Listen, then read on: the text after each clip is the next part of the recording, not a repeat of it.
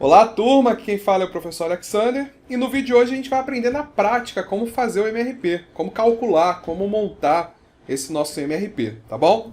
Vamos então para o vídeo. Uma das entradas do sistema MRP, a gente falou que a principal entrada é o MPS, que vai definir a programação dos produtos acabados. Então as informações sobre as quantidades e os prazos dos produtos acabados que devem ser produzidos e entregues. Isso daqui é disponibilizado lá pelo plano mestre de produção. O MPS combina a previsão de vendas, né? Considera as restrições de produção, as estratégias e políticas da organização, tendo o objetivo de programar taxas de produção de produtos finais. Então ele vai compatibilizar a demanda com os recursos internos da empresa.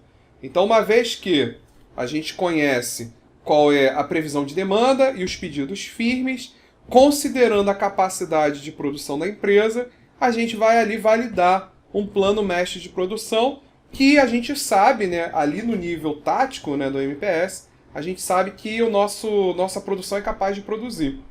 E aí, uma vez que a gente tem, então, recursos, né, disponíveis, né, suficientes para atender a capacidade necessária, a gente pode, então, programar a produção.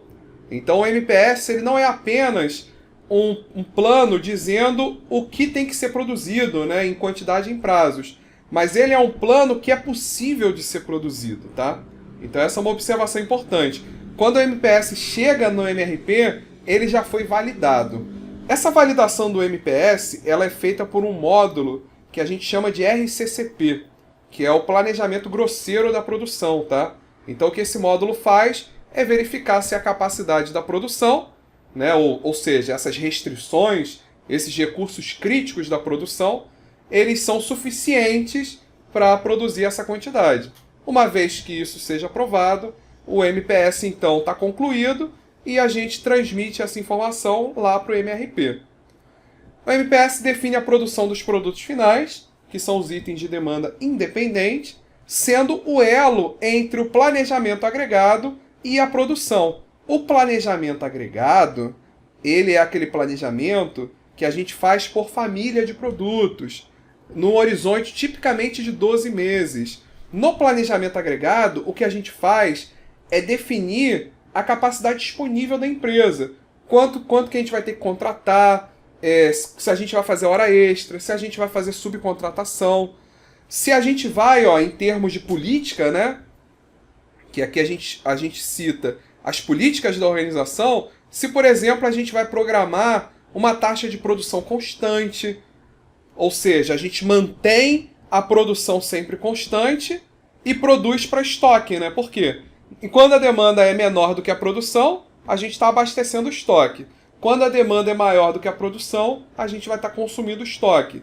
Então, nesse caso da produção constante, a gente está produzindo para estoque. Ou então a gente pode fazer uma taxa de produção que tenta acompanhar a demanda.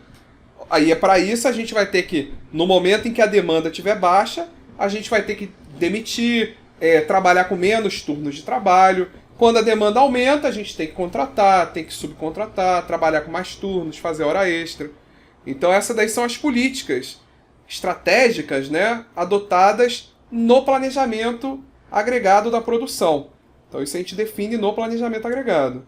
E o plano de produção é esse plano operacional que a gente está obtendo com o MRP juntamente ao sequenciamento da produção. Então essa é a programação diária do uso desses recursos, programação das necessidades, cálculo das ordens de produção e de compra. Então esse elo entre o planejamento agregado e a produção é o próprio MPS, porque no planejamento agregado os produtos são em famílias de produtos. Quando chega no MPS, no planejamento mestre, a gente já divide ele em produtos acabados, em cada produto que a gente oferece para o mercado. E essa quantidade de cada produto é a entrada lá no planejamento da produção, lá do MRP. O papel do MPS é o de desmembrar o plano de produção agregado, ou seja, desagregar essas famílias de produtos em programas de produtos específicos, ou seja, programar a produção de cada produto, separando eles em quantidades e em datas. Além disso, o MPS é um elemento de ligação entre o setor de vendas e de manufatura. Lembrando que o plano mestre de produção, ele envia pro dado, né, que essa demanda seja, que essa produção, né, desses produtos acabados seja feita, ele envia para o setor de vendas o que o setor de vendas pode prometer, né? Aquele disponível para prometer. E ao mesmo tempo ele envia para a programação da produção, né, para o setor da produção, a quantidade de produtos acabados que eles devem produzir, que o MRP vai usar, né, como entrada para fazer a explosão das necessidades de materiais.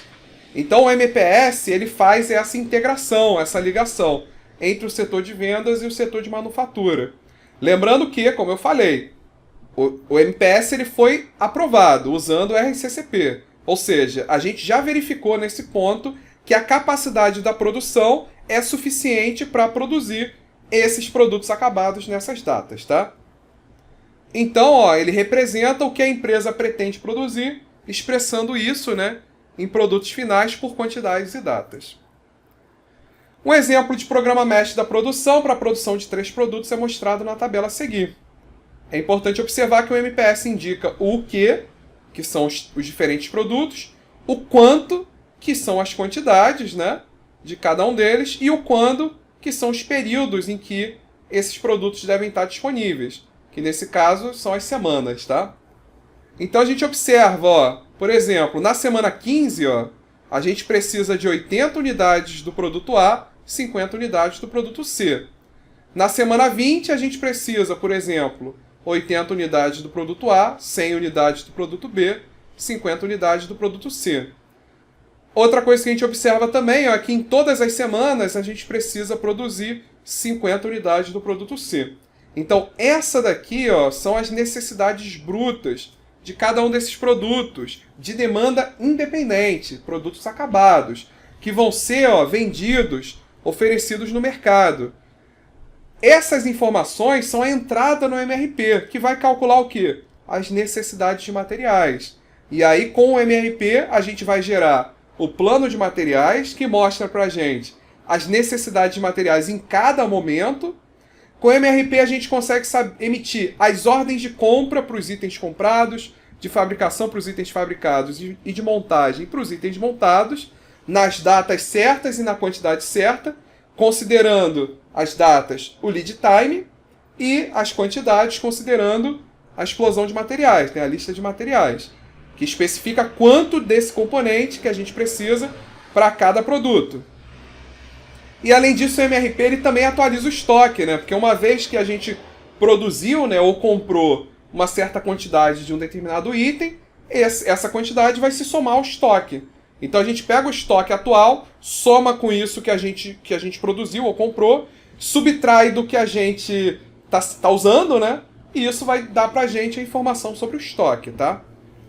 Então isso daí são as informações que a gente consegue já extrair pensando já nessa dinâmica do MRP. É importante ressaltar que a dinâmica do MRP vai começar pelo MPS, que fornece as quantidades e datas, como a gente está vendo na tabela, desses itens de demanda independente, que são esses produtos finais. A partir disso, esse software MRP vai começar a rodar, vai começar a executar a explosão das necessidades materiais. Então, cada item de demanda independente vai ser explodido nos seus itens de demanda dependente, de acordo com a lista de materiais e a estrutura do produto. Além disso, deve-se notar que em todos os níveis, o MRP ele vai fazer o quê? O registro de estoque, ele vai atualizando o estoque. Isso ocorre porque o MRP segue uma lógica de registrar a necessidade bruta de material, registrar o estoque disponível projetado, que representa a quantidade do item que a gente tem, se espera ter naquela data, né? Os recebimentos programados também vão ser registrados, que são as quantidades de materiais que chegam em estoque, mas que foram ordenadas, né, em períodos anteriores. Então imagina que a gente fez um pedido que só está chegando agora, nesse novo horizonte de planejamento do MRP. Então essa ordem não foi emitida nesse planejamento, foi emitida num planejamento anterior, mas chegou agora. Chegou nesse novo horizonte de planejamento. Então isso aqui são os recebimentos programados. Os recebimentos das ordens planejadas são os recebimentos das ordens que a gente planejou para esse período, né?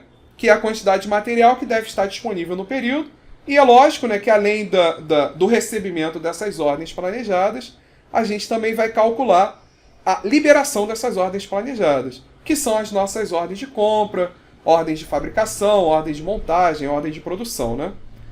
Logo, o MRP vai realizar o registro de estoque com a finalidade de acompanhar esses níveis de estoque e também as suas necessidades de reposição para cada item de demanda dependente. Para entender então a dinâmica desse software MRP, esse algoritmo que a gente vai aplicar, e também todos esses conceitos e todos os cálculos envolvidos nessa dinâmica, a gente vai trabalhar com um exemplo, tá? Então vai ficar muito mais fácil de entender se a gente partir de um exemplo simples e aí aplicar esses conceitos e essas fórmulas no exemplo, tá?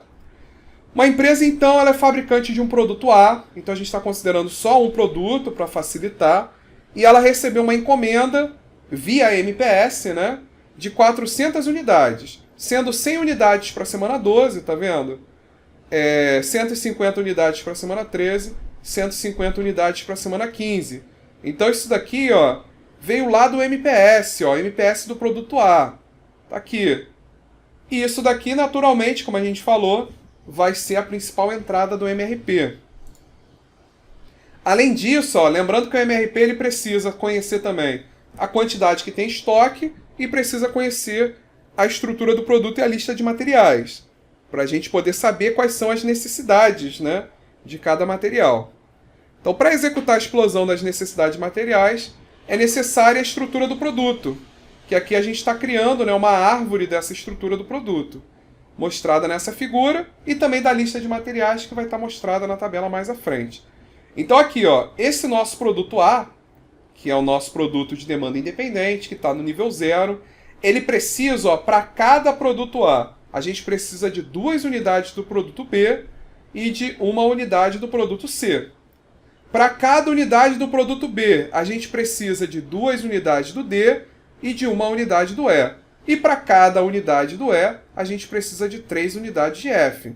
Para cada unidade de C, a gente precisa de 2 unidades de F também. Olha, com isso a gente consegue, por exemplo, calcular quais são as necessidades de materiais. Ó, quantos que a gente precisa de produto A? São 400, não é? Isso o problema deu para a gente no enunciado. Se a gente precisa de 400 unidades de produto A, quantas unidades de produto B a gente precisa? 400 vezes 2, 800, né? E quantas unidades de produtos D a gente precisa? Olha, a gente tem 800 de produto B. Para cada unidade do produto B, a gente precisa de 2 do produto D. Então, isso vai dar 800 vezes 2, 1.600. A gente poderia ter calculado diretamente, ó, feito 400 vezes 2 vezes 2. E a gente saberia a necessidade de materiais, né, de itens D. Né? Necessidade de itens D. Que daria 400 vezes 4. 400 vezes 2 vezes 2, que é 400 vezes 4, que dá 1.600. Então isso é só para a gente ver como que a gente consegue obter o plano de materiais de maneira bem simplificada. Bastaria multiplicar, então, essa necessidade bruta, né, do item A, que são 400 unidades, multiplica isso por essas quantidades, né, de cada item por produto. O item F, por exemplo, a gente precisaria de 400 vezes 2 vezes 1 vezes 3. Vamos fazer aqui, ó, 400 vezes 2 vezes 1 vezes 3, que dá 2.400, mais, porque ele aparece aqui também, né? 400 vezes 1 vezes 2, mais 400 vezes 2, 800, isso vai dar 3.200. Então, para o item F, né, a gente vai precisar, nesse horizonte de tempo, 3.200 unidades do item F. Tá, ok. Foi só uma observação. Então, na estrutura do produto A, percebe-se que para a produção, fabricação ou montagem de uma unidade A, são necessárias 2 unidades de B, 1 unidade de C. Já para a produção de uma unidade B, precisa de 2 de D e 1 de E. Para a produção de uma unidade C, precisa de 2 de F e 1 de E. E são necessárias 3 unidades de F, né? Ou seja, o número entre parênteses aqui apresenta a quantidade de itens filhos necessárias para a produção de cada item pai. E também, ó, a gente está apresentando na lista de materiais, a gente está apresentando cada item, A, B, C, D, E, F, qual tipo de processo. Ó, o A é processo de produção, que pode ser de fabricação ou montagem, a gente não especificou nesse problema. O item B, C, D, o item B e C também são produção, o item E também é produção, só que o item D e o item F são compra. Ó, se a gente for observar, aqui ó, o item D e o item F são itens filhos. Eles são itens comprados. O item E, B, C e A são itens produzidos que podem ser montados ou fabricados.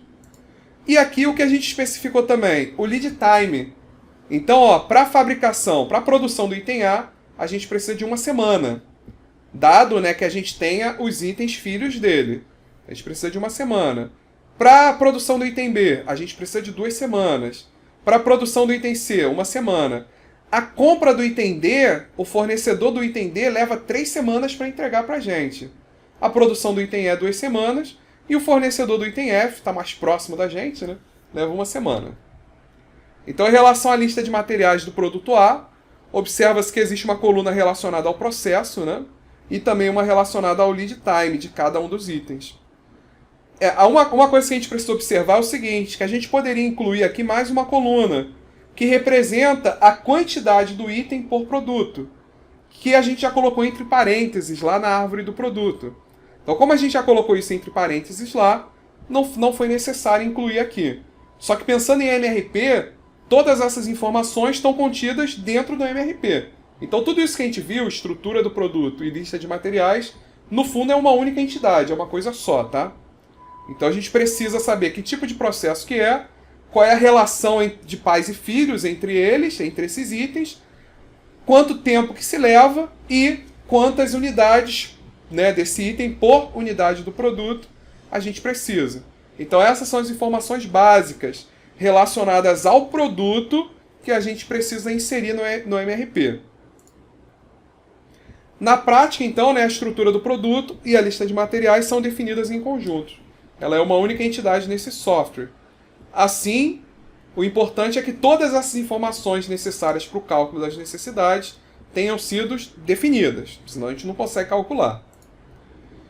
Note que existem 2 tipos de processo, processo de produção e processo de compra. O processo de produção aqui poderia ser substituído pelo processo de montagem para os itens montados ou por fabricação para os itens fabricados. Genericamente a gente manteve como produção, tá?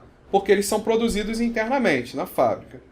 A coluna de lead time apresenta o tempo de duração, né, de cada processo, ou seja, ela define o lead time de produção, que é o tempo para fabricação ou montagem interna, e o lead time de compra, que é o lead time de fornecedor. É o tempo que o fornecedor leva para entregar a partir do momento que a gente fez o pedido. O lead time representa a duração desse processo, podendo ser chamado também de tempo de atendimento, tá?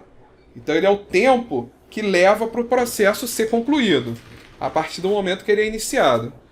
Observando a tabela, a gente tem, por exemplo, que o lead time, ou a duração da produção do item B é de 2 semanas. Ou seja, são necessárias 2 semanas para a produção do item B. É só voltar aqui na tabela, né? O item B, tá vendo? Lead time 2 semanas.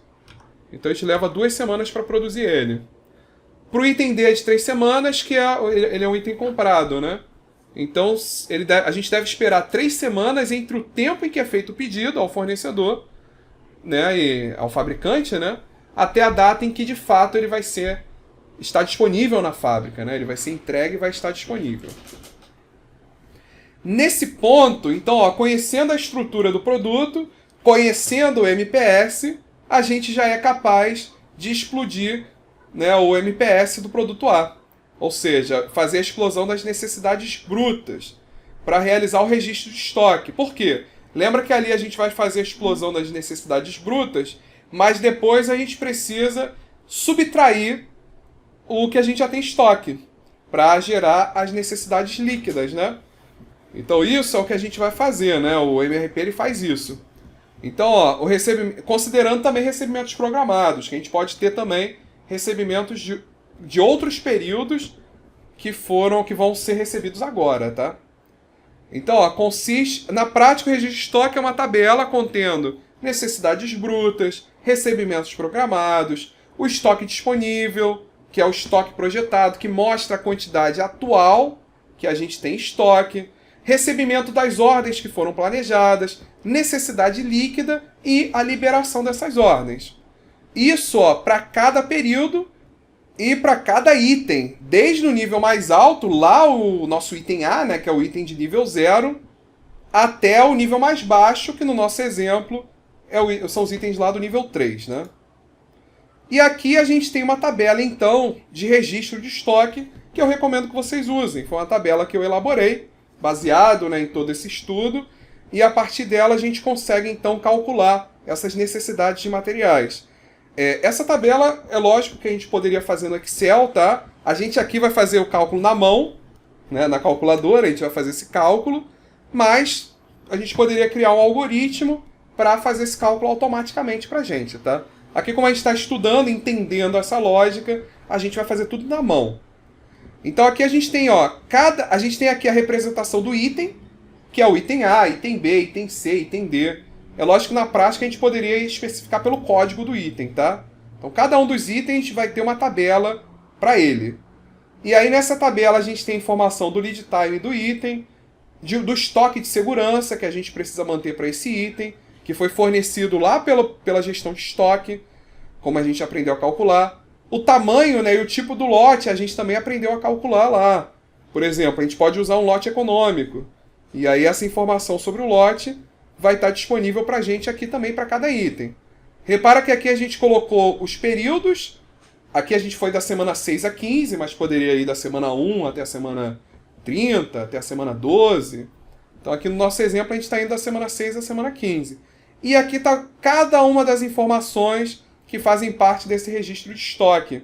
Necessidade bruta, recebimentos programados de outros períodos, o estoque projetado, que é a quantidade que a gente tem em estoque, que a gente prevê, né, que a gente estima ter em estoque em cada período, os recebimentos das ordens que foram liberadas, as necessidades líquidas em cada período e as liberações das ordens. Então essas são as informações. Então antes de explicar, né, a gente precisa considerar esses fatores que estão no cálculo das necessidades materiais, que é o lead time, estoque de segurança e o tamanho do lote. O lead time informa a quantidade de período, né, o intervalo de tempo, nesse exemplo em semanas, que a gente tem que retroceder para a liberação da ordem do item. Então a gente tem lá, se a gente tem um lead time de 3 semanas, então a gente vai ter que liberar essa ordem 3 semanas antes do momento que ela é necessária, né? O estoque de segurança indica a quantidade mínima do estoque. Então, se a gente tem um estoque de segurança de 50 unidades, então o nosso estoque projetado, que diz o que a gente tem em estoque, nunca pode ser inferior a 50 unidades. Então, o estoque de segurança representa o estoque mínimo. E o terceiro fator é a regra do tamanho do lote de reposição dos itens, que depende do método de reposição, do cálculo desse lote, que a gente já viu que depende, por exemplo, a gente pode usar um cálculo de um lote mínimo, que vai depender do tempo de setup, ou se a gente tiver um tempo de setup muito, muito rápido, né? Ou seja, um tempo de setup desprezível, a gente tem um lote econômico, né, de fabricação, que é um lote unitário. Então a gente poderia trabalhar com um lote igual à necessidade líquida. Se a gente tem, por exemplo, uma necessidade líquida de 33 unidades, então essa compra, né, ou fabricação, ela vai ser feita nessa quantidade, nessa necessidade líquida. Agora, se a gente trabalha com um lote econômico maior, sei lá, de 100 unidades, então a gente vai ter que comprar 100 unidades. Então aqui, existem 3 tipos básicos, tá, de lotes. O primeiro é o lote fixo, que sempre que a gente necessitar repor o item, a gente vai repor nessa quantidade do lote fixo, que normalmente, como a gente falou, é o lote econômico. A gente tem o tipo lote a lote, ou lote for lote, né? Na qual, quando houver a necessidade de reposição, ela vai ser feita na quantidade líquida necessária. Então, se a necessidade líquida é de 33 unidades, a gente vai fazer a reposição de 33 unidades. E existe aquele lote do tipo período fixo, que é aquele que a quantidade pedida no período. Então a gente recebe, sei lá, de 4 em 4 semanas, a gente recebe uma quantidade X, né, Y, desse lote, desse componente que a gente comprou, por exemplo. Então o tamanho do lote ele é projetado para atender certo número de períodos à frente. Então é aquela questão do método de reposição. A gente pode adotar um método de reposição em que, quando atinge um determinado nível, a gente faz a compra, e aí essa compra vai chegar alguns períodos à frente, em função do lead time do fornecedor. A gente pode fazer uma reposição, por exemplo, em que a gente sempre faz no mesmo período, sei lá, de 4 em 4 semanas. Esse cálculo, né, sobre o estoque a gente fez quando estudou gestão de estoque. Então aqui o fato é que essa informação do estoque ela é recebida no MRP. Então a gestão de estoque fornece essa política por trás do estoque de cada item, e essa informação a gente vai utilizar lá no cálculo das necessidades materiais. Definindo os 3 fatores, a gente pode passar então aos parâmetros que fazem parte da dinâmica do MRP. As linhas, né? A primeira linha dessa tabela de registro é a linha que tem os períodos, né? Que nesse caso é um período semanal. Normalmente os softwares trabalham com períodos ou semanais ou diários. Naturalmente esse período depende da capacidade de processamento dos sistemas computacionais. Então se a gente quiser trabalhar com períodos mais curtos, a gente vai ter um volume de informação muito maior. E consequentemente a gente precisa de um sistema computacional muito mais potente, né? Muito mais possante. Agora, se a velocidade de processamento for menor, isso pode fazer com que a gente tenha que trabalhar com períodos semanais. Além disso, né, além dessa capacidade de processamento, os períodos também dependem da aplicação prática dessa informação. Por quê? Porque a gente precisa de um período de congelamento para a tomada de decisão. Um período em que, vamos lá, imagina que a gente precise fazer uma mudança nessa programação da produção. Essa mudança ela precisa estar disponível para todos os setores de produção. Porque não pode ter um setor que está executando um plano e um outro setor executando outro plano antigo, né? Um com plano atualizado e um com plano desatualizado. Então a gente precisa de um período de congelamento, um período no qual a gente não pode fazer nenhum tipo de alteração, que é o período que a gente precisa para que essa informação fique disponível para todos os setores. Então, se esse período de congelamento for muito longo, não faz sentido a gente ter uma programação diária, por exemplo. Agora, se a gente tem um período de congelamento curto, em que rapidamente essas informações chegam aos diferentes setores, então a gente pode trabalhar com períodos de programação mais curtos, tá? E aí os demais parâmetros, né, são explicados a seguir. O primeiro deles é a necessidade bruta, que representa a quantidade solicitada pela demanda independente, né, ou pela ordem liberada por seu elemento pai. Então os itens de nível 1, a gente calcula as necessidades baseadas, né, no item de nível 0, né, que é a demanda independente do MPS. Agora os itens de nível 2 vão ser calculadas pelo seu elemento pai, que é o item de nível 1. E assim por diante, né, como a gente viu. A dinâmica do MRP ela vai sendo calculada nível a nível. Essa necessidade bruta ela vai ser transmitida para os seus itens filhos. São explodidas nos itens filhos para o cálculo das necessidades desses itens. Então, basicamente, o que a gente faz? A gente vai pegar a necessidade bruta do item pai e vai multiplicar isso pela quantidade daquele item para cada item pai. Como a gente viu lá, a gente precisa de 400 unidades. Vamos supor que o item filho, para cada item pai, a gente precisa de 3 desse item filho. Então, 400 vezes 3, a gente vai ter uma necessidade bruta para esse item filho de 1.200 unidades. Que, por sua vez, se ele for um item pai, ele vai transmitir essa necessidade de 1.200 para o seu item filho, né? Que vai multiplicar pela sua quantidade e assim por diante. Recebimentos programados, né, representam ordens em abertas. São aquelas ordens que foram liberadas em períodos anteriores a esse novo planejamento. Só que esses pedidos já foram colocados, mas ainda não foram terminados. E podem estar sendo processados pelo fornecedor, podem estar sendo transportados para a nossa empresa, podem estar sendo inspecionados. Só que vão ser recebidos. Esses pedidos, né, eles vão ser recebidos nesse nosso horizonte de tempo de planejamento que a gente está fazendo agora. Então o valor escrito nesse campo representa a quantidade de item no período que ele vai estar disponível. O estoque projetado, ou estoque on hand, né, que é o que a gente tem em mãos, representa o estoque disponível para uso, em mãos, em cada período. Então, a partir dele, a gente define os níveis de estoque projetados para os próximos períodos. É importante observar, né, lembrar que o valor mínimo dele é o estoque de segurança. Se o estoque de segurança não for definido, o valor mínimo é zero, né? Agora, quando a gente tem o estoque de segurança, o valor mínimo é o valor do estoque de segurança. Os recebimentos de ordens, que são os recebimentos da quantidade definida na liberação da ordem planejada, né, considerando o lead time do item e a regra de lote que a gente aplica, de compra ou de produção, e as ordens liberadas, né, a liberação de ordens, é o valor emitido tendo como base as necessidades materiais e considerando o tempo, né, o lead time, para que essa quantidade chegue na data especificada.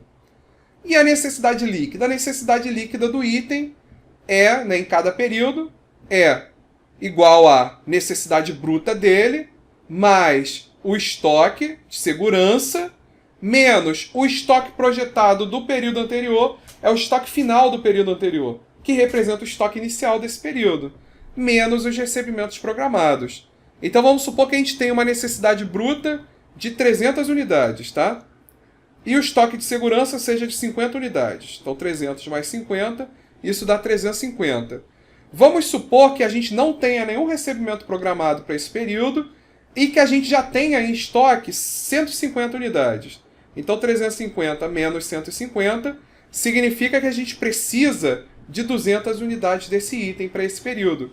Então, para atender essa necessidade bruta de 300 unidades e manter um estoque de segurança de 50 unidades, sabendo que a gente já tem 150 unidades em estoque, a gente vai ter uma necessidade líquida de 200 unidades desse item. E essas 200 unidades vão ser justamente o que a gente vai precisar receber de ordem. Vamos supor então que o nosso lote seja de 200 unidades. Então a gente vai precisar de 200 unidades, receber 200 unidades desse item nessa semana. Para receber essas 200 unidades, quando que a gente vai ter que liberar essa ordem? Vamos supor que o lead time seja de 2 semanas. A gente vai ter que liberar essa ordem de 200 unidades 2 semanas antes desse período. Que aí essas 200 unidades vão chegar e isso vai ser suficiente para atender as necessidades brutas e manter o estoque de segurança de 50 unidades. Tá? Então, finalmente, né, vamos voltar para o exemplo. Agora que a gente definiu cada um dos parâmetros, a gente vai voltar para o nosso exemplo e vamos fazer a explosão de materiais para cada um dos itens. Tá? Então, a gente vai preencher essa tabela para cada um desses nossos itens, que fazem parte da estrutura do produto A. Então, para entender o significado prático de cada um desses parâmetros apresentados, ou seja, como eles interagem nessa dinâmica do MRP para o cálculo das necessidades materiais, a gente vai retornar ao exemplo proposto. Em primeiro lugar, a gente precisa preencher a tabela de registro do produto A. A gente começa lá do nível 0, que é o produto A. E depois a gente vai explodir essas necessidades para os seus itens filhos. Uma informação que a gente já tem é que o lead time do produto A é de 1 semana, tá? Agora, a gente ainda não tinha definido para ele a política de estoque e o estoque de segurança. Então vamos supor que lá, né, a área de estoque, ela falou que a regra do tamanho do lote do item A é do tipo lot for lot. Alguns autores, tá, é uma observação, chamam essa regra de um mínimo. Significa que a gente pode abastecer, né, a gente pode produzir esse item A na necessidade líquida. Então, se existe uma necessidade líquida de 80 unidades do item A, a gente vai produzir 80 unidades do item A, tá? Então, no qual o tamanho do lote é sempre igual à necessidade líquida do item. Além disso, a gente tem que considerar um estoque inicial. Então, vamos dizer que exista um estoque em mãos, né, nesse período 0 atual, né, a gente tem um estoque de 90 unidades de item A. Então, lá o registro de estoque mostrou para a gente, né, do período anterior, que sobraram 90 unidades desse item A. Então a gente tem isso em estoque. E também tem o recebimento programado de 50 unidades para a semana 10. Então a gente realizou lá uma produção desse item A que só vai ser recebida na semana 10, 50 unidades. Com isso a gente consegue preencher a tabela de registro para o item A. a partir desses dados e a partir dos dados lá da primeira tabela do MPS. Então, só lembrando, ó, lá na primeira tabela do MPS, lá no início desse enunciado, a gente tinha, né, as 100 unidades na semana 12, 150 na semana 13, 150 na semana 15. Então, isso aqui são as necessidades brutas do item A. O item A tem o lead time de uma semana, não definimos estoque de segurança, então a gente vai considerar que esse estoque de segurança é zero. O tamanho do lote é o tipo lot for lot, ou um mínimo, em que o que a gente vai produzir, né, esse recebimento de ordens planejadas, né, vai ser igual à necessidade líquida, tá?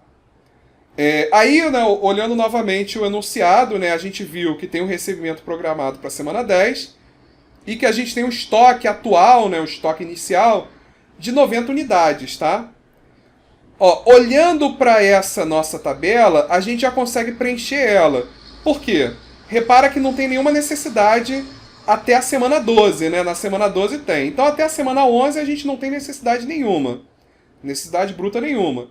Então, nosso estoque de 90 unidades vai continuar em 90 unidades. Quando chega na semana 10, a gente tem um recebimento de 50 unidades. 90 mais 50, a gente passa então a ter um estoque de 140 unidades. Então, até a semana 12, o nosso estoque é de 140 unidades. A necessidade líquida em todas as semanas é zero, né? Porque a gente não tem necessidade bruta. Então, esse resultado, se for usar a fórmula, vai dar sempre negativo, né? E uma necessidade negativa significa que a necessidade líquida é igual a zero, tá? Que a gente não tem necessidade líquida. Então, esse é o primeiro preenchimento aí da tabela. O que a gente vai fazer agora é, olha, quando chega na semana 12, a gente passa a ter uma necessidade bruta de 100 unidades. Subtrai essa necessidade bruta de 100 unidades do que a gente tem em estoque, ó. 100 menos 140. 100 menos 140 vai dar menos 40. Então a necessidade líquida na semana 12 é zero. Não tem necessidade líquida, né? A gente tem 140, precisa de 100, a gente consegue atender esses 100 com o que a gente tem. Então não tem necessidade líquida, é zero. Só que, e quanto que a gente vai ficar em estoque? A gente tem 140, consumimos 100, a gente vai ficar na semana 12 com 40 unidades em estoque. Então esse é o preenchimento que a gente vai fazer. Ó. Observe que o estoque se manteve em 90 unidades até a semana 10, no qual aumentou em 50 unidades, que teve recebimento programado. As semanas 12, 13 e 15 receberam as necessidades brutas lá do enunciado. As necessidades líquidas foram preenchidas com zero até a semana 11, porque não teve necessidade bruta até essa semana. Então o valor da necessidade líquida, usando a fórmula, vai ser sempre negativo. O lead timer é igual a 1. O estoque de segurança é zero, porque não foi especificado. O tamanho do lote é do tipo lot for lot. Tá, e aí os cálculos, como eu falei com vocês, na semana 12 essa necessidade líquida vai dar menos 40. Como resultado deu negativo, a gente considera que não tem. Necessidade líquida é igual a zero. E para calcular o estoque para essa semana, né, para a semana 12, para calcular para qualquer semana, basta a gente pegar o estoque inicial, que é o final da semana anterior, né, mais recebimento programado, mais recebimento de ordens, menos as necessidades brutas. Na semana 12, a gente tem um estoque inicial de 140, não tem recebimento programado, não tem recebimento de ordem, e tem uma necessidade bruta de 100 unidades. Isso vai dar um estoque de 40 unidades para a semana 12. Então tá aqui, ó.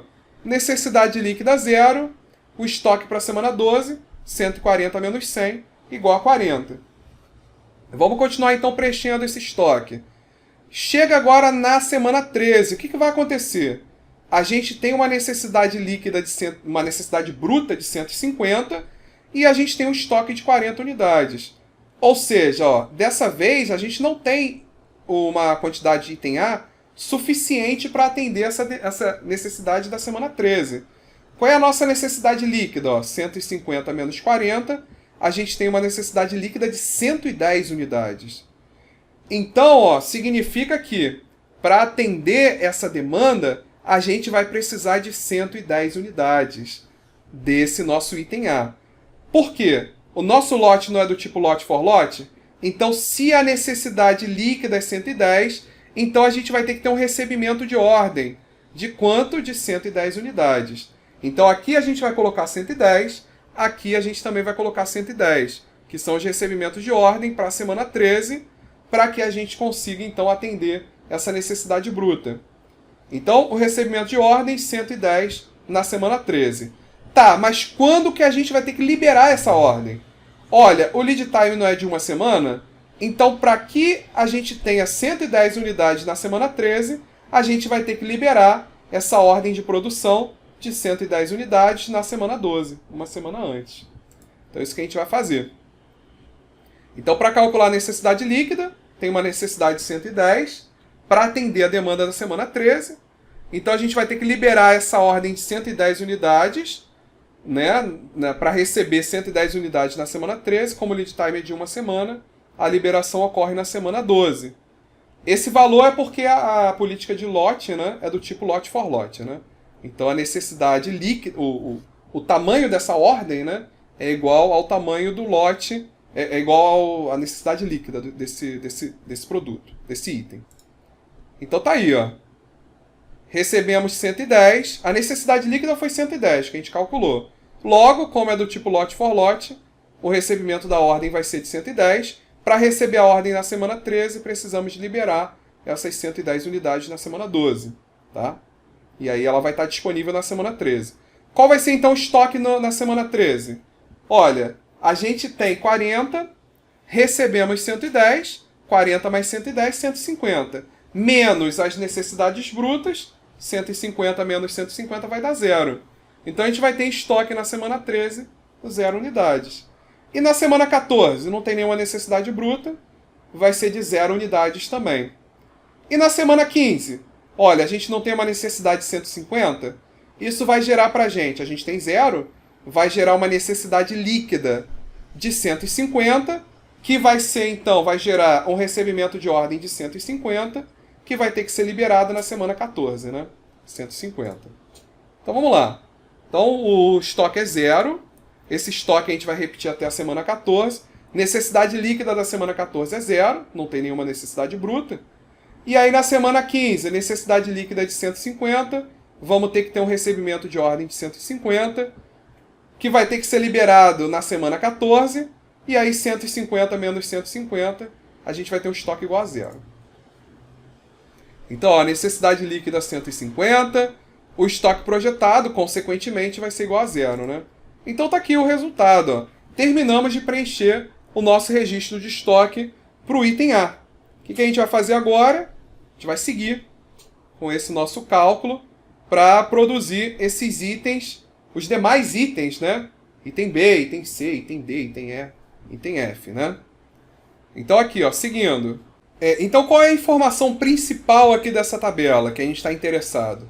É justamente dessa última linha aqui, ó, que são as ordens que são liberadas. Aí só lembrando, essas ordens que são liberadas, depois elas vão para os setores de produção responsáveis e elas vão ser sequenciadas. Porque imagina que o setor que é responsável de produzir o item A, ele também seja responsável para produzir outros itens. Então ele recebe ordens de diferentes, relativas a diferentes itens que ele vai produzir. E aí, né, o sistema de sequenciamento da produção, como a gente falou, né, como a gente estudou, ele vai estar responsável em definir a sequência com que essas ordens vão ser executadas. Tá, mas aqui para o MRP, essa liberação das ordens ela é importante pelo seguinte, ó, para que a gente tenha as 150 unidades do item A na semana 15, a gente precisa começar a sua produção na semana 14. A gente leva uma semana para produzir. Para que a gente consiga produzir as 110 unidades que a gente precisa para a semana 13, a gente precisa começar a produção dessas 110 unidades na semana 12. Ok, mas para começar a produzir na semana 12 essas 110 unidades, a gente precisa que os seus itens filhos estejam disponíveis na semana 12, não é isso? Então o que a gente vai fazer? A gente vai pegar essa informação de 110 unidades na semana 12 e de 150 unidades na semana 14 e vai explodir isso nas necessidades brutas dos itens filhos do item A. Então essa informação vai gerar as necessidades brutas para os itens filhos do item A. Multiplicando 110 e os 150, pela quantidade, né, de componentes de cada um desses itens filhos.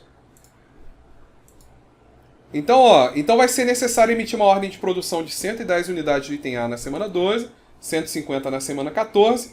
Essas necessidades materiais vão ser excluídas nos seus itens filhos, que são os itens B e C, para determinar as necessidades brutas dos itens B e C para atender a demanda de item A nessa data. Na prática, esses valores vão definir as necessidades brutas de B e C. Então, sobre o item B, vamos fazer primeiro o registro para o item B. Percebe-se que ele possui um lead time de 2 semanas. Além disso, a gente precisa de 2 unidades de item B para a produção de cada unidade de item A.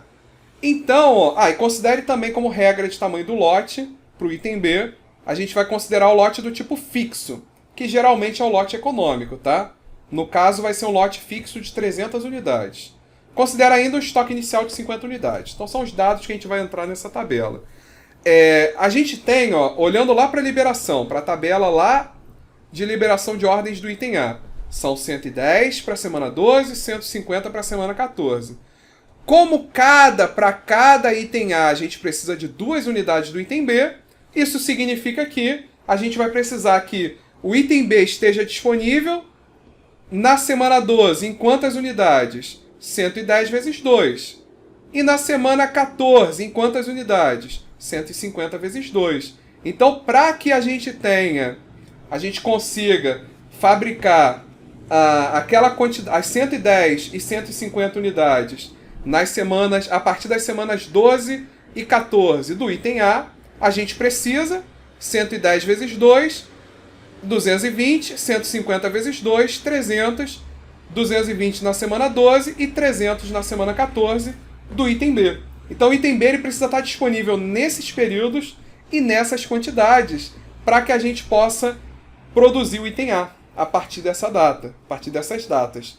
E essas são as necessidades brutas do nosso item B.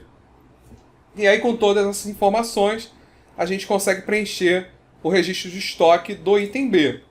Então a gente tem, item B, o lead time é de 2 semanas, não especificamos novamente estoque de segurança, tamanho do lote é fixo de 300 unidades, as necessidades brutas, 220 na semana 12 e 300 na semana 14. Com isso, a gente garante que a gente vai estar disponibilizando a quantidade de itens B necessárias para fabricar o item A.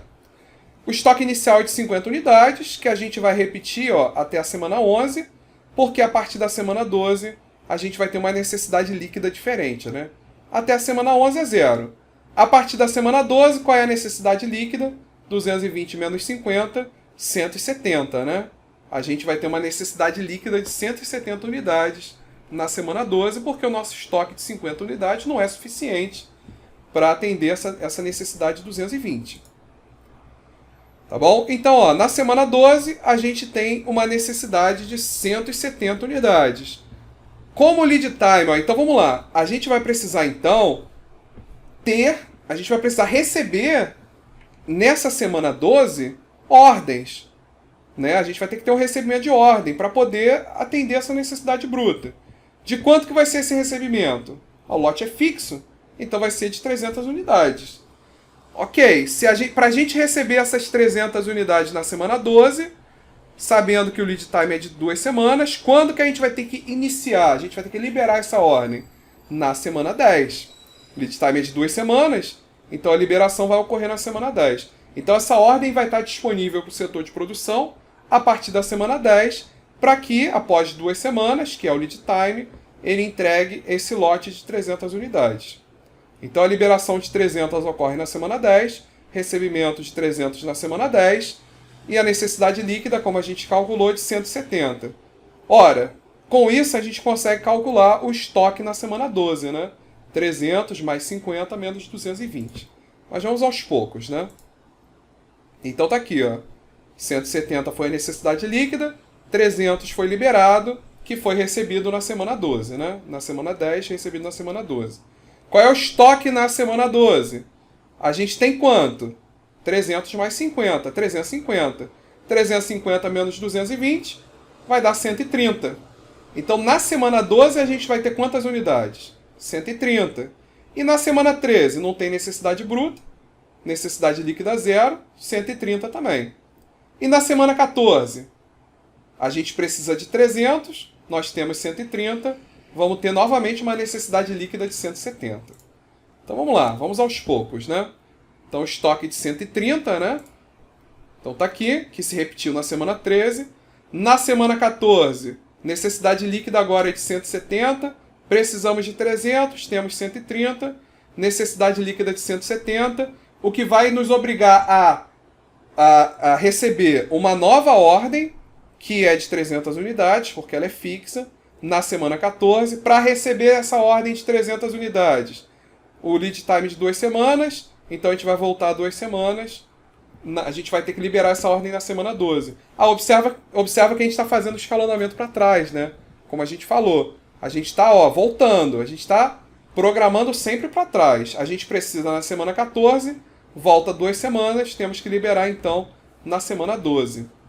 Então a gente vai ter a liberação aqui de 300 unidades, recebimento de 300 unidades, necessidade líquida de 170. Então como a gente fez aqui, ó. 170, 300, 300. Quanto que a gente vai ter em estoque? 300 mais 130 menos 300, a gente vai ter em estoque 130 unidades, vai se manter, né? Que vai também se manter na semana 15, porque não tem necessidade bruta. E aí a gente chega na tabela final, tá vendo? Então a gente tem aqui a tabela final, observa, né, o estoque, né, que a gente se manteve. Lembrando que esse estoque de 130 vai ser o estoque inicial para o próximo horizonte de planejamento. E aqui a gente observa, como eu falei, as principais informações são essas liberações na semana 10 e 12. Por quê? Para que a gente libere essas ordens na semana 10 e 12, a gente precisa que os itens filhos de B estejam disponíveis, né, na quantidade certa nessas semanas. Ou seja, essas informações da semana 10 e 12 vão gerar as necessidades brutas para as semanas 10 e 12 dos itens filhos do item B. Então, é necessário emitir uma ordem de produção de 300 unidades do item B na semana 10 e 12. Essas necessidades vão ser explodidas nos seus itens filhos, que olhando lá na árvore da estrutura do produto A, os itens filhos de B são os itens D e E. E aí, com isso, a gente vai determinar as necessidades brutas do item D e E para as semanas 10 e 12 para atender, para que a gente consiga produzir o item B a partir da semana 10 e a partir da semana 12 para atender as demandas do item A da semana 12 e 14, que, né, vão estar atendendo o MPS. Agora vamos para o item C, que é o outro item filho do item A, tá? Ele tem o lead time de 1 semana, além disso, é necessária uma unidade do item C para a produção de cada unidade do item A. Então a necessidade bruta do item C vai ser a própria necessidade bruta do item A.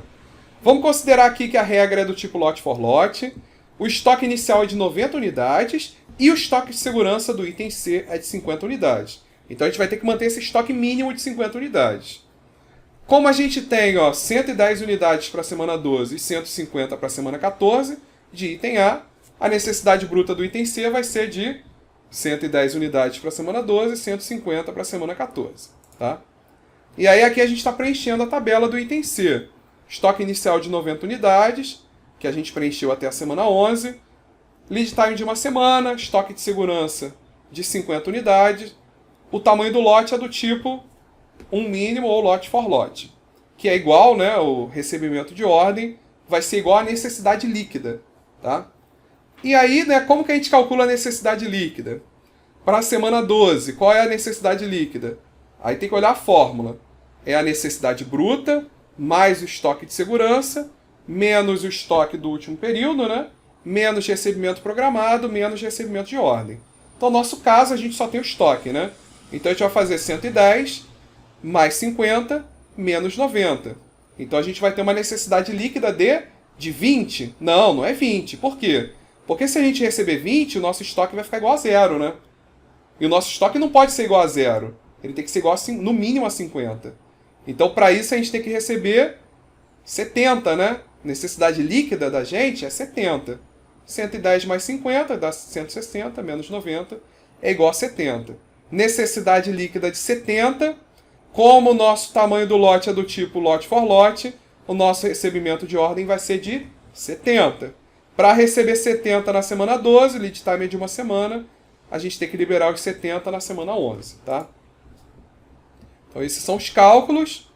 Aqui tá, ó, 70, que é a necessidade líquida, que é igual ao recebimento da ordem, que por conta do lead time de uma semana vai ser liberado na semana 11, tá? E aí com isso a gente consegue calcular o estoque projetado da semana 12. A gente tem 90 mais 70 menos 110. Então a gente tem 90, recebemos 70, isso vai dar 160, menos os 110 que a gente consumiu nessa semana, que é a necessidade bruta dele, isso vai dar 50, que é justamente o nosso estoque mínimo, né? Então a gente está aqui com o estoque mínimo. Esse 50 vai persistir na semana 13, que não tem necessidade líquida nela, porque não tem necessidade bruta. Então a gente vai ter 50, 50, 0, né? Aí aqui ele já até terminou, né? A gente até preencheu tudo. Mas eu vou colocar aqui, ó, 50, 50, 0, não é isso? E aí quando chega na semana 14, ó, a gente tem 50. A gente precisa de 150. E tem o estoque de segurança que é de 50. Qual é a necessidade líquida então? 150 mais 50 menos 50. Que vai dar uma necessidade líquida de 150, que é igual ao recebimento da ordem, que é de 150, que vai ser liberada na semana anterior, e que vai manter em estoque, né? 150 mais 50, menos 150, a gente vai manter um estoque de 50 para a semana 14, que vai se manter na semana 15, porque não tem necessidade nela. Então essa daqui, ó, é o nosso registro do item C. Observa que o estoque nunca foi inferior a 50, não pode ser. E observa também as liberações das ordens, porque elas vão ser, né, vão gerar as necessidades brutas dos seus itens filhos. Tá?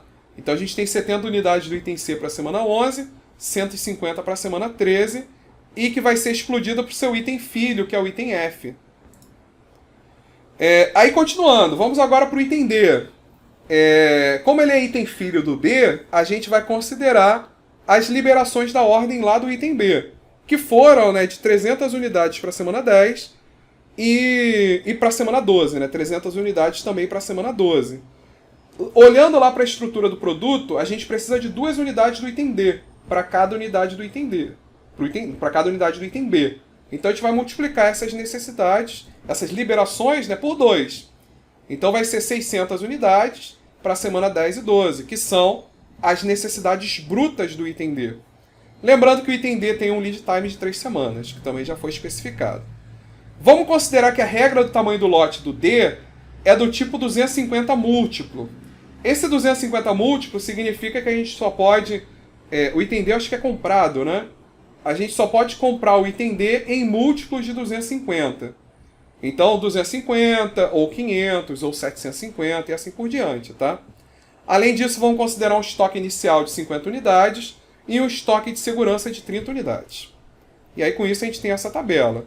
Estoque inicial de 50 até a semana 9, as necessidades, ó, de 600 da semana 10 e 12, o tipo de estoque, o tipo de lote, que é 250 múltiplo, o lead time de entrega do fornecedor de 3 semanas, o estoque de segurança de 30, é o item D, né?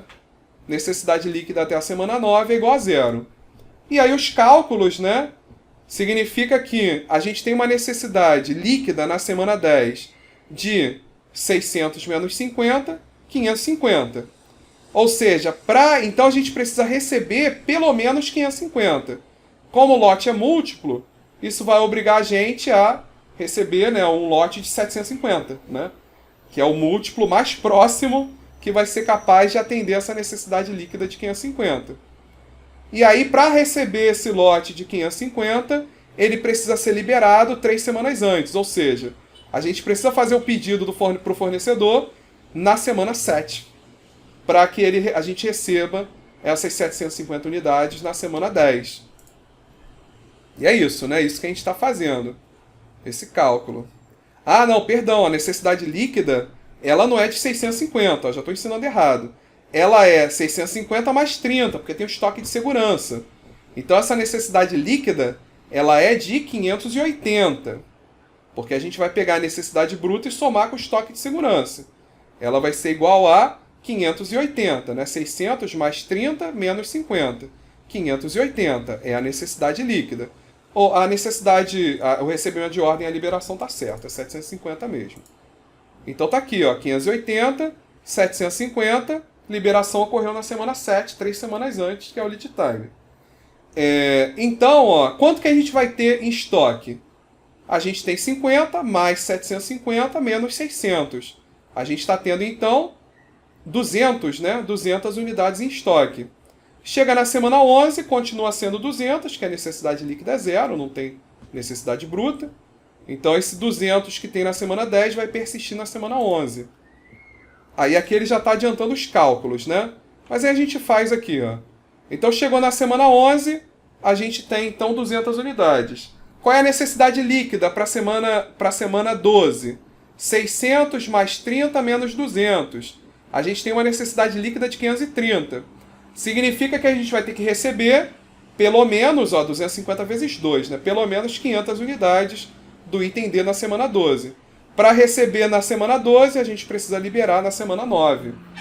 E aí, com isso, qual vai ser o estoque da semana 12?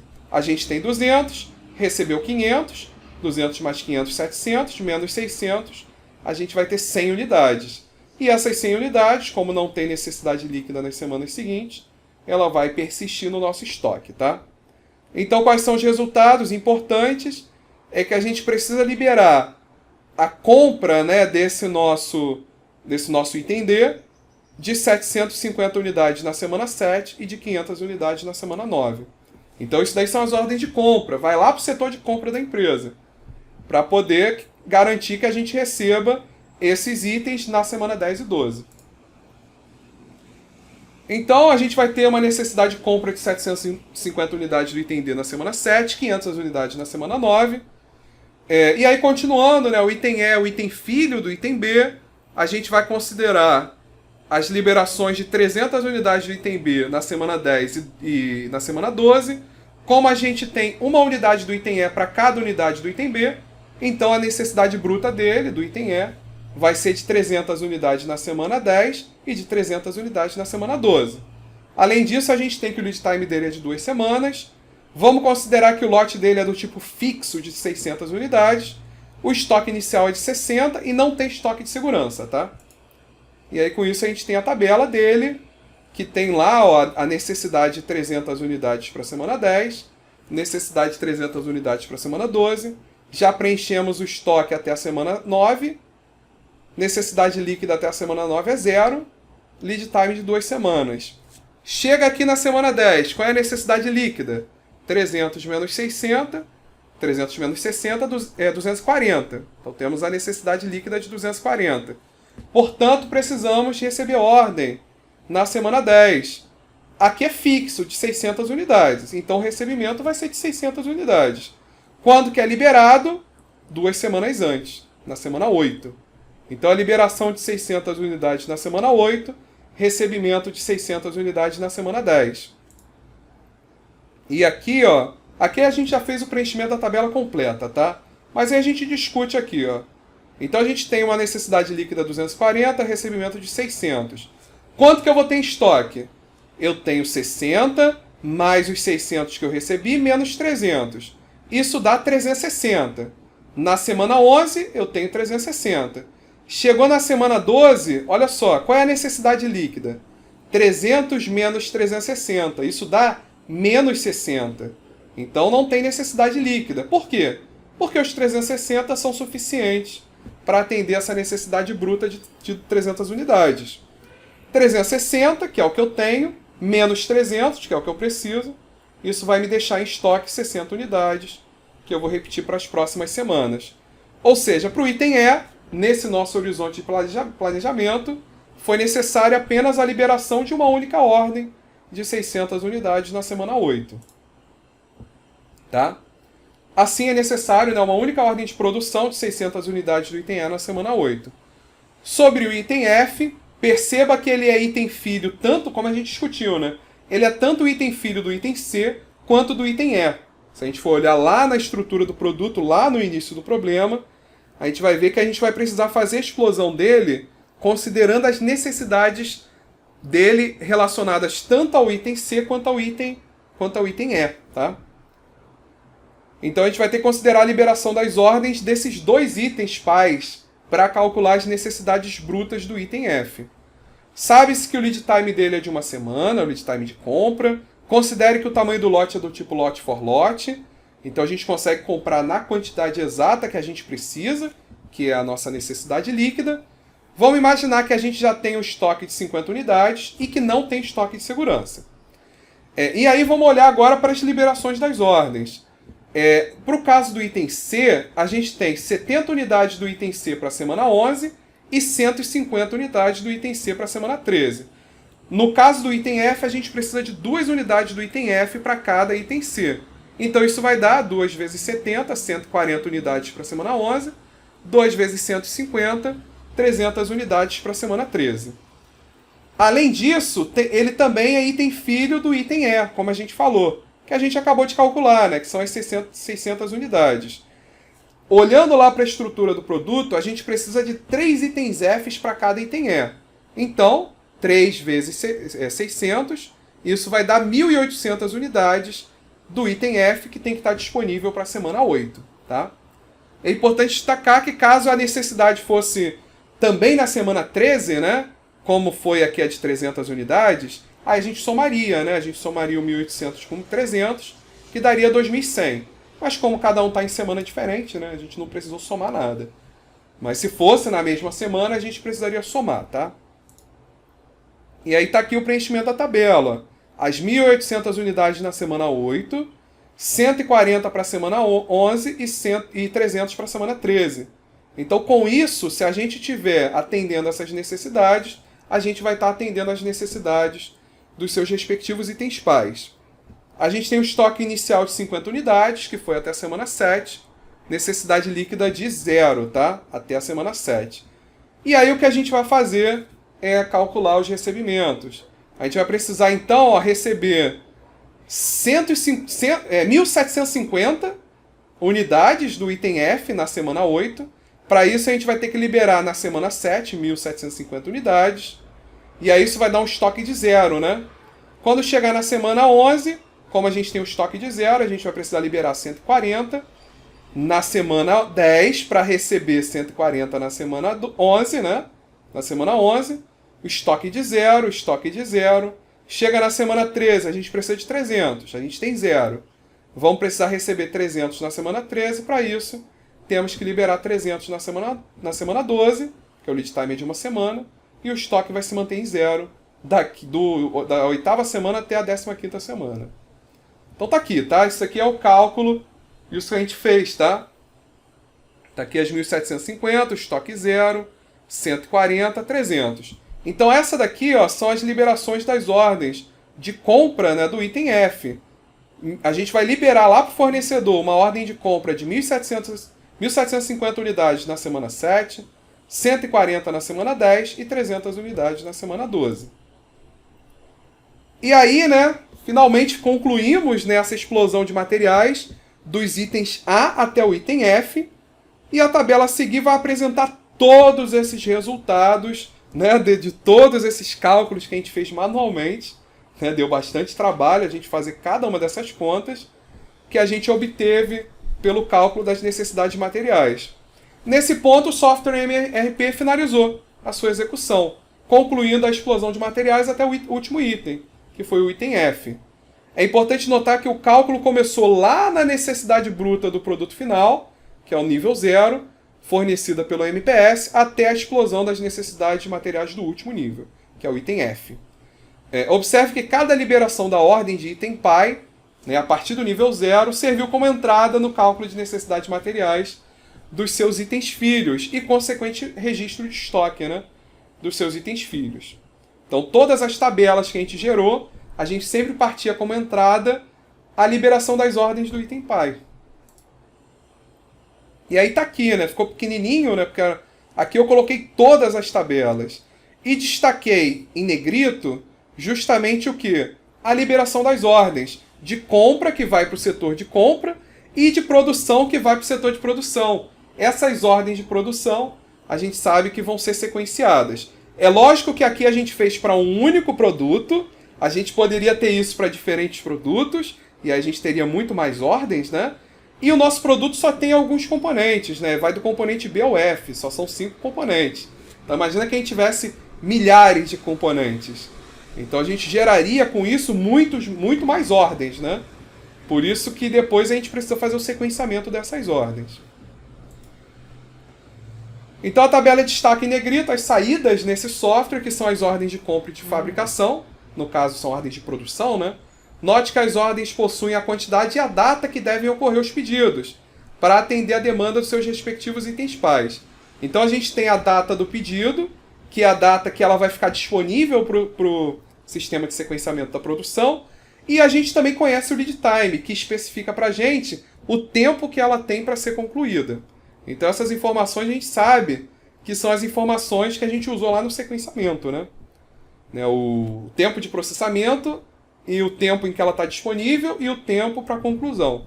Então o MRP vai informar isso lá para o sequenciamento da produção, e aí é a aula de sequenciamento, né? Que a gente aprendeu a definir, né, a sequência que vai atender melhor o objetivo. Se é reduzir tempo de processamento, se é reduzir atraso. A gente usa regras diferentes de sequenciamento, né?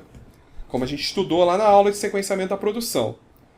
Bem, e é justamente a finalidade, essa que é a finalidade do MRP. Parte do MPS, da lista de materiais, estrutura do produto, do registro de estoques, calcular as necessidades de materiais, considerando o tipo de lote, estoque de segurança, lead time de cada item.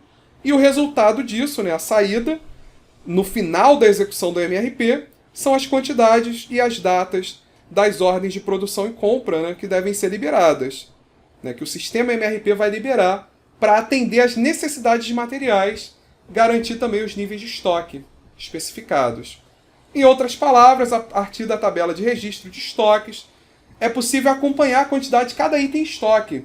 Então a gente consegue acompanhar o nível de estoque previsto para cada período, que é o estoque projetado. E também acompanhar as liberações das ordens, quando que elas devem estar disponíveis, né, que o sistema MRP realizou para cada período, destacado em negrito na tabela. Por fim, conclui-se que todos esses cálculos foram feitos para atender a demanda de produtos fornecidos pelo MPS. Então, se esse plano for cumprido, de fato foi executado como planejado, a gente tem certeza que o MPS vai ser atendido, né? E, né, se o MPS é atendido, a gente tem os produtos disponíveis lá para o setor de vendas para que eles consigam atender a demanda dos nossos clientes, tá? É importante lembrar que as ordens de produção, né, essas ordens de fabricação e montagem, após seu cálculo pelo MRP, são sequenciadas, definindo assim a programação da produção, né, a programação detalhada da produção, que considera a ocupação também dos recursos de produção, de forma a permitir que esses lotes estejam disponíveis nos momentos necessários, que é o momento em que a gente tem lá na nossa linha recebimento de ordens, né? A gente precisa que ele esteja disponível naquele período, para a gente poder cumprir os nossos prazos. Até aqui, a gente estudou os princípios do MRP. O MRP é a base, tá? Ele é um software central para esse nosso planejamento dos recursos de manufatura, para a gente poder gerenciar os recursos da nossa empresa de manufatura. Só que ele é mais um desses elementos, tá? E quais são os outros elementos? São todos esses que a gente estudou. Então, ó, aqui, né, a gente estudou o princípio do MRP, a sua importância, né, para o PCP, que diz respeito ao cálculo das necessidades materiais. Entretanto, existem limitações no uso se você só usar o MRP, né? E isso dificulta, né, a integração dele com outros sistemas. E um dos problemas do MRP, que a gente já consegue observar com esse nosso exemplo, é que em nenhum momento a gente falou sobre capacidade de produção.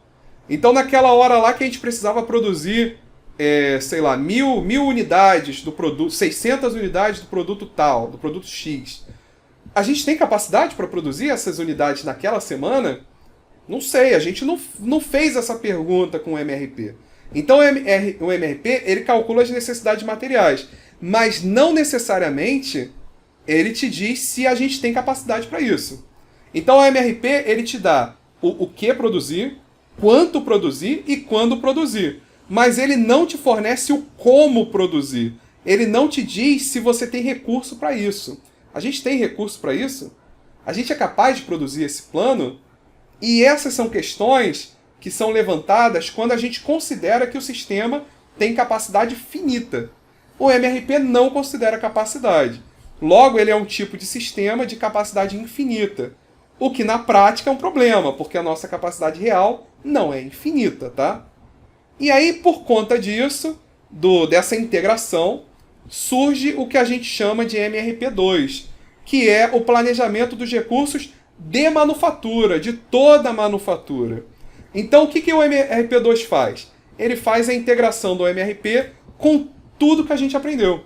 Então, ele vai fazer a integração dele com o MPS, com a gestão de estoque, com previsão de vendas, com planejamento agregado, com planejamento da capacidade. O MPS, ele tem o que a gente chama de RCCP, que é o planejamento grosseiro da capacidade. O RCCP no MPS serve para validar o MPS. Ele olha para os recursos críticos da produção e vê se a gente tem capacidade de produção para realizar esse MPS. MPS foi validado? Foi. Temos capacidade? Temos. Aí ele vem para o MRP. Como que esse MRP2 ele valida o MRP? Ele tem um módulo chamado de CRP, que faz a mesma coisa que o RCCP. Ele valida a capacidade do MRP. Então ele verifica quais são os recursos que devem ser ocupados para a produção de cada um desses itens. A gente tem capacidade, a gente faz a ocupação dos recursos. Temos capacidade para produzir esses itens nessas quantidades? Não. Então a gente vai fazer o MRP e vamos diluir essa produção para períodos anteriores. Imagina o seguinte, a gente precisa produzir 200 unidades na semana 12, certo? Só que a gente só tem disponibilidade para produzir 100. Então o que a gente vai fazer? Ao invés de produzir as 200 unidades na semana 12, a gente vai programar esse recebimento de 100 unidades na semana 12, que é o que a gente tem disponível. E os outros 100, a gente vai programar para períodos anteriores. Então a gente vai liberar essa ordem em períodos anteriores. A partir daí, a gente vai passar a ter um MRP viável, né? Então, se a gente tem capacidade disponível, né, para produzir todos esses itens que a gente precisa, que foram obtidos do cálculo do MRP, a gente libera, né, a gente aprova o MRP. E aí, com a aprovação do MRP, que foi feita com o CRP, né, com esse módulo, a gente então envia essas liberações para o sequenciamento da produção, que é mais um módulo que vai estar integrado nesse sistema maior chamado de MRP2. Então, todos os recursos de manufatura, que foi tudo que a gente aprendeu até agora nesse curso, eles estão integrados em um único sistema de informação. Estar integrado significa dizer o quê? Que eles compartilham informações. Informações lá do estoque são automaticamente disponibilizadas para o setor de produção, para o setor de PCP. Então ele pode coletar informações de qualquer que seja essa área, uma vez que todas elas compartilham, fazem parte do mesmo sistema de informação. Qual é a evolução do MRP2? É o que a gente chama de planejamento dos recursos da empresa. É o ERP, que é então a integração de toda a empresa. Não apenas desses setores que a gente estudou, mas de todos os outros que fazem parte da empresa. Setor financeiro, setor de contabilidade, setor de recursos humanos, de logística, manutenção, qualidade. Todas as áreas, todas as funções da empresa passam a estar integradas em um único sistema. E qual é a evolução do ERP? Olha, aqui no ERP a gente está integrando toda a nossa empresa. Só que a gente poderia integrar também a nossa empresa com outras empresas. De maneira que, no que a gente faz um pedido, né, a gente libere uma ordem de compra, essa ordem de compra passa pelo nosso setor financeiro, que vai aprovar e vai liberar isso lá para o fornecedor. Então o fornecedor recebe esse pedido automaticamente. Por quê? Porque existe uma integração entre o sistema da nossa empresa com o sistema dos nossos fornecedores. Essa integração entre clientes e fornecedores forma o que a gente chamou de cadeia de suprimentos. Então, hoje em dia, com a evolução da computação, com a evolução das redes de comunicação, a gente tem sistemas que integram informações além da nossa empresa, que a gente faz com que a gente receba informações e transmita informações entre os nossos clientes e fornecedores. Então, da mesma maneira que o nosso fornecedor recebe essa nossa ordem de compra, a gente também recebe do nosso cliente.